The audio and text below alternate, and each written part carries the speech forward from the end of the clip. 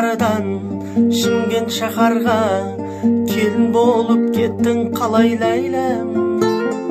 бастадым әнім басқаны жаным шын бақытты еттің қалай ләйләм толған айдай толдың ба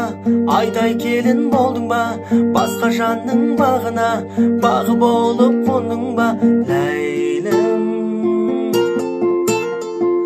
түсінбедім бұл айтып кеттің неге мұңайтып үнсіз енді отырмын мәжнүн талғасыр айтып ләйләм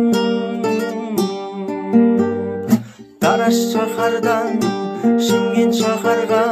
келін болып кеттің қалай ләйләм бастадым әнім